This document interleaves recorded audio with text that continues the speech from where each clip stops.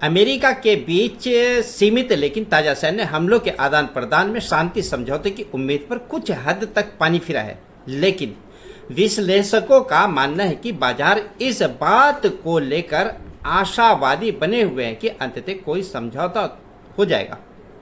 कई आर्थिक आंकड़े ये समझने में मदद कर सकते हैं कि ईरान संघर्ष का अमेरिकी अर्थव्यवस्था पर क्या असर पड़ रहा है, जबकि आर्टिफिशियल इंटेलिजेंस चिप निर्माता इस सप्ताह की कमाई रिपोर्टों में सबसे अहम रहने वाली है। जैसा कि पिछले कई हफ्तों से हो रहा है, बाजार का अधिकांश ध्यान ईरान में 3 महीने से अधिक समय से चल रहे युद्ध को समाप्त करने के लिए जारी कूटनीति प्रयासों पर केंद्रित रहेगा। अमेरिकी राष्ट्रपति डोनाल्ड ट्रंप ने जोर देकर कहा है कि उनका मानना है कि ईरान एक समझौते तक पहुंचना चाहता है, पर दोनों पक्ष प्रमुख मुद्दों पर, विशेष रूप से तेहरान की परमाणु महत्वाकांक्षाओं पर बातचीत जारी रखते हुए ट्रंप अब इस प्रावित समझौते को ज्ञापन की समीक्षा कह रहा है, जो कथित तौर पर चल रहे युद्ध विराम को बढ़ाएगा। होर्मुज जल डमरू मध्य में जहाजरानी फिर से शुरू करने का आह्वान करेगा और ईरान के परमाणु कार्यक्रम पर चर्चा के लिए एक रूपरेखा प्रदान करेगा। ईरान के मुख्य वार्ताकार ने रविवार को संकेत दिया है कि तेहरान ऐसे किसी समझौते को स्वीकार नहीं करेगा जो उसके अधिकारों की रक्षा न करे। दोनों पक्ष सैन्य हमलों का आदान प्रदान करते रहे हैं, जिससे किसी आसन्न समझौते की उम्मीदें कमजोर हुई हैं। ऐसा समझौता दुनिया भर के देशों में ऊर्जा जनित मुद्रास्फीति दावे की चिंताओं को कम कर सकता है। तेल के बेंचमार्क में ब्रेंड क्रूड का अनुबंध संघर्ष के दौरान हुई कई ऊंचाइयों के नीचे कारोबार पर रहा था, लेकिन फरवरी के अंत तक लड़ाई शुरू होने से पहले के स्तरों से भी काफी ऊपर बना हुआ है। तो साथियों, बात कर लेते हैं ट्रेड नेशन की।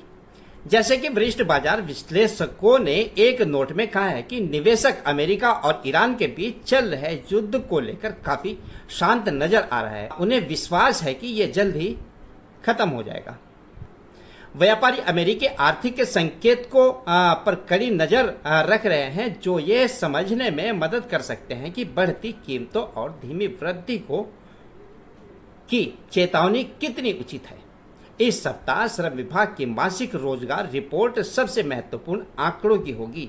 अर्थशास्त्रियों को उम्मीद है कि अमेरिकी अर्थव्यवस्था में मई में 95,000 नौकरियां जोड़ी, जबकि अप्रैल में यह संख्या 1,15,000 थी। बेरोजगारी दर 4.3% रहने का अनुमान है, जो पिछले महीने के बराबर है।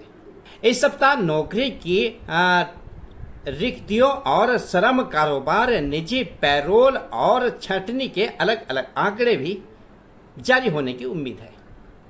फेडरल रिसर्च नीति निर्माता मुद्रास्फीति की चिंताओं को निपटाने के लिए ब्याज दरों को संतुलित करने की कोशिश कर उन्हें भी अमेरिकी श्रम बाजार की सेहत के पैमाने के रूप में श्रम सांख्यिकी ब्यूरो के नॉन फर्म पैरोल डेटा पर नजर रखनी होगी।